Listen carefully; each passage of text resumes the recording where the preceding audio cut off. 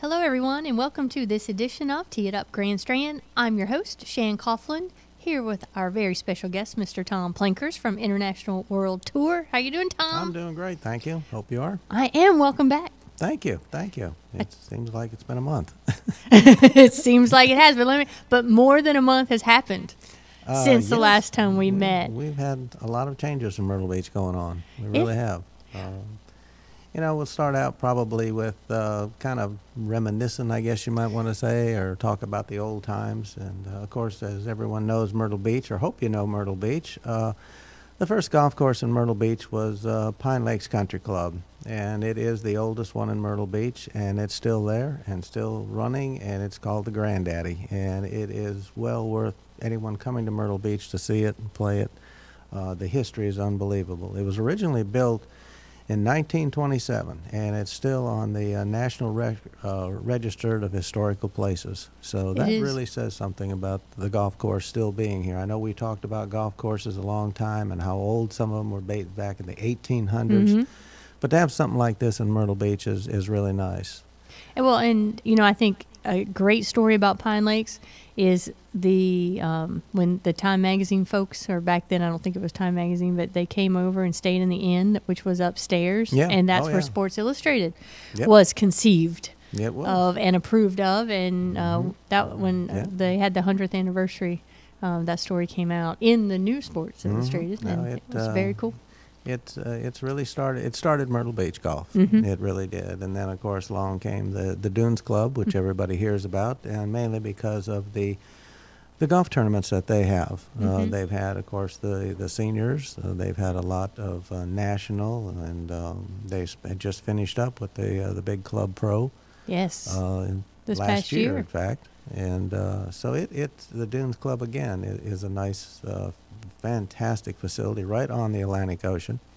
The only golf course that is right on the Atlantic Ocean in Myrtle Beach.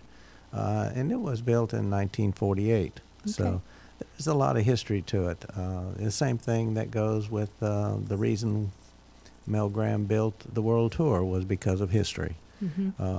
He was very good in history, and he portrayed a lot of his travels and his studies and stuff at World Tour golf links.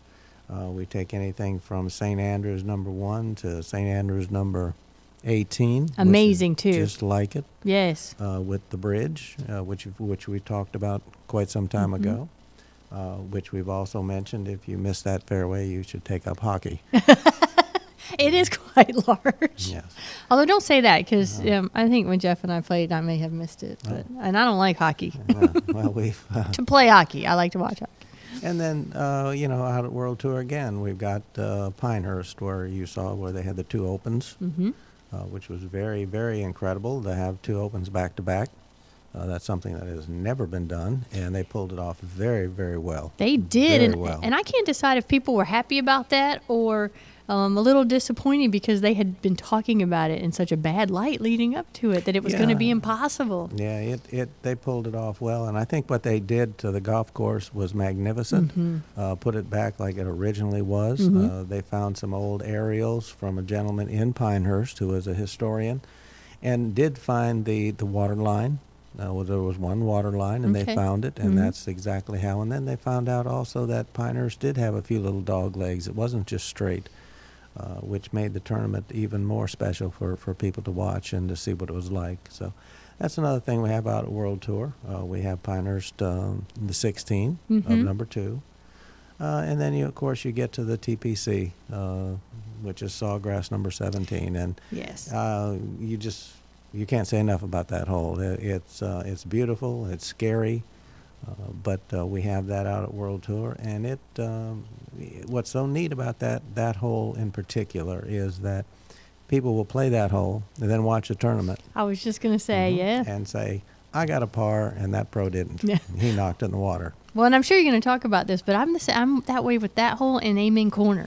Amen Corner is another thing that is out there at World Tour. And it is fantastic. We have 11, 12, and 13, and it emulates it very, very well. Elevations are just exactly what they are. It is really special to play. So when you do come to Myrtle Beach, World Tour does have Augusta, which a lot of people can't play, but you can play it out here. Right.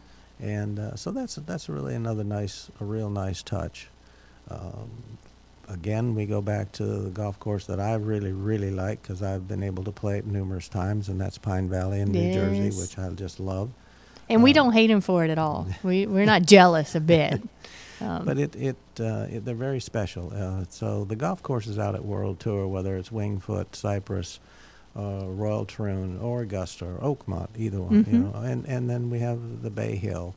So we have it all in the history, and history is a big thing in Myrtle Beach with the golf, starting, like I said, with Pine Lakes. That dates all the way back to the 1920s to the time now. I mean, I believe one time we grew almost 120 golf courses, and then with the way golf has been and stuff, we kind of reduced it down to about 84, 85, somewhere in there. Around in there. But they are still great golf courses. Every one of them is fantastic. So we do offer quite a variety at World Tour especially. We have a big variety of something that you will not be able to play any place, even in Myrtle Beach. We just have that. But anyone, you know, planning to become a trip here in the spring, we have everything in Myrtle Beach. The golf courses are magnificent. They're all in great shape. We take much pride in making sure that the customer has a great experience. So that's what makes golf in Myrtle Beach such a great time. It really does. Well, and so many times we've said this, and I'm going to go back to World Tour for a minute. If you took all of the history placards down, and you didn't know, and you couldn't tell, although it's very obvious if you watch television, but you couldn't tell that you were playing a replicated hole from a famous golf course. It is a beautiful, flow. It flows very well. Seamless. You would never believe that these are actual holes plucked from 4 different continents and all different terrains and all different climates that they're coming from. You would never know that. And that had to be very difficult. It was. To achieve. There was a lot of dirt moved out there to get the hills and the elevations that a lot of people just don't realize. In fact, the little par 3 Royal Troon number 8, which is called the postage stamp. Yeah. You sit up on a hill hitting way down, and there is the big hill that you stand up on to hit down. It's not flat. It's just exactly like it is over there. That's so cool. So he did move a lot of dirt. He really did. But you are right. It's a special place. If you did take the plackets down, you would not even. It's seamless. Right. But again, the nice thing I like about is watching the tourists, and what they do is they look at the placards, they read it. Take their picture with it. Exactly. I mean, and that's what it's all about. That's what everything is all about here in Myrtle Beach, just to enjoy yourself and have a great time. And we talk a lot about, golf and the industry has had a tough time recently. But if we can get back to the fun, right? It also got very serious, but I mean, it's really such a fun game, and I loved some of the announcements we heard down at the PGA show with some of the ideas people are coming up with, including one great one was that EWGA is now coming out with an entire series that's just a par 3 series, and folks coming up with creative ways to keep the traditions alive, and obviously the focus is on playing the game, but making it more amenable to people's schedules, and also with the economics involved.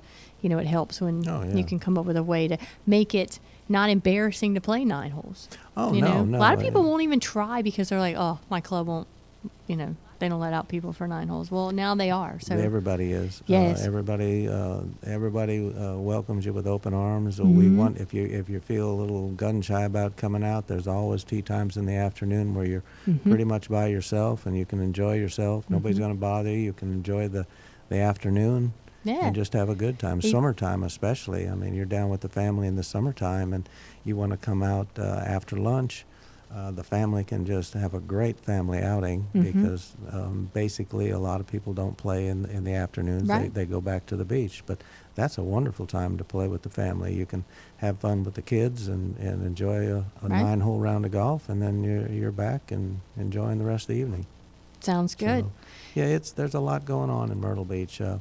The big news in Myrtle Beach too is that now we have a Chinese business ventures in Myrtle Beach. Who have come in and saw the opportunities with these golf courses and have purchased some golf courses with the intent to make sure that the quality is what it's supposed to. It's a very, very exciting time because they're bringing people here that we have not seen. They're being able to bring the Chinese over to play golf. To enjoy the city, go out for dinner, shop. When they come over, obviously it's not a 3-night, 4-day trip. Not from China. Not from China. Not from China. And we've had a lot of questions about this, the investment, the investment being made here, from the Chinese, but they've been investing everywhere. Sure. It's not like this. I mean, obviously it's special because it's been pretty large investment, and we are definitely embracing it, but this is not something new.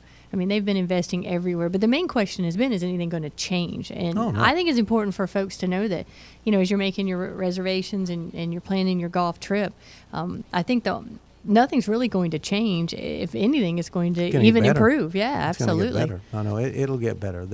They came over to enjoy golf. They want their friends to come over and play golf. Myrtle Beach, unfortunately, as you pointed out, we've kind of been flat with the numbers of golf that have come, but the people who have come, of course, have thoroughly enjoyed it. We have grown our business a little bit with some new folks. Right. But this is a wonderful opportunity to get some people over here that have never seen Myrtle Beach, can really enjoy it. And the whole town benefits from this. Absolutely. I mean, it is so uplifting and so nice to have another group to visit Myrtle Beach. They can enjoy the beach, obviously. Any shows you want to take in, and going out for dinner is just, I mean, you can eat anything you want, soup to nuts. I mean, absolutely. But especially the golf. They love golf and they love the tradition.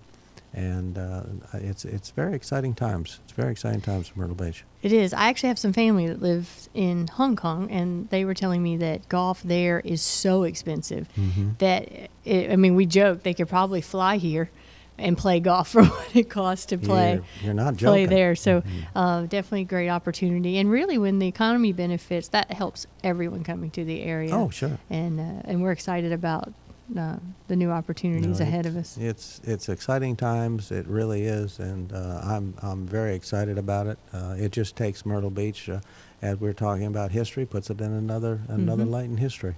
So it's very uplifting for Myrtle Beach. The golf courses, again, like I say, they're fantastic in Myrtle Beach. If history, obviously the World Tour, I'm prejudiced to that because I love history, and as you know, makes sense. But I think this spring and this year is going to be fantastic. So we're really looking forward to the guests to come here and really enjoy themselves. Well, if our phone's ringing off the hook or any indication, we're definitely in for a busy, very productive springtime. I'm sure you're seeing that at World Tour as the bookings are coming up. And I've noticed too, and I'm telling all the folks out there, don't wait. A lot of the golf courses are now implementing some new yield management practices, and the earlier you book, the better rate you're going to get. But also the tee times, there are a multitude of courses already full that first week in May, and April is really starting to go that way as well. So I'm just going to encourage everybody, when you're booking World Tour, when you're booking any of your golf really here in the Myrtle Beach area, do it early to take advantage of those best rates. We know we trained you well to wait, but the golf courses are taking some pretty drastic strides to reverse that, and we want to get you here, get you those good times and great rates. And to do that now, you have to go early. Yeah, it's like booking an airline reservation. If you book early, you get a better deal. If you wait till a week before, of course, it's going to cost you a little more money. Yeah. But Tom, you even know we were not doing that in the past. No, unfortunately, we were not a very good business model when we had only about 2 tee times left on our books, and we reduced the price to fill it. Yeah, it's been the opposite. You should raise the price and get a little more money. And again, people that come to Myrtle Beach, it is a heck of a deal to play these golf courses that have been the best 100 in America, regardless, and I mean this sincerely, regardless if you really want to play a great golf course, really the price is not the point. No, it's the value. It's playing the golf course that you've always wanted to play, whether it being World Tour, whether it being Pine Lakes, or any of the golf courses. So it's still a value, but you are getting to play some of the top golf courses in the world and in the United States. And doing it in a wonderful place right near the ocean. Wonderful. We love it. Well, Tom, thank you very much for coming in and sharing, my pleasure, again, a bit of history. Yep. And giving us the update on some of the new investment in the area. We'll look forward to doing this again and maybe delving into, I know we have some more holes to get through because I want to remind everyone, Tom's been going through this series where he really delves into the history behind some of the holes at the World Tour and these replicated holes, and I want to finish up all 18. I know we've done quite a few. Well, quite a few. We've almost finished them all. And you can find those in the podcast archives. All right. There you go. Thank you so much for coming in. Thank you. This edition of Tee It Up Grand Strand has been produced and broadcast by the Zeus Radio Network for thegolfdirector.com. When visiting thegolfdirector.com, don't forget to navigate over to our featured golf course pages where you'll find up-to-date information about course conditions, specials, and much more. And be sure to check out International World Tour. If you need help with your next golf vacation, give us a call at 844-GO-GOLF-1. That's 844-GO-GOLF-1, 844-464-6531. All of our TGD programming is archived for listening and viewing on demand. To catch up on a show you might have missed, including all those history shows Tom's given us, click on the TGD Radio and TGD TV tabs in the menu at thegolfdirector.com. This is Shan Coughlin, your host, and on behalf of Mr. Tom Plankers of International World Tour, our producer behind the glass, Mr. Jeff, we thank you for tuning in. There's more TGD golf news and information coming up next, so don't go anywhere. I think that was great.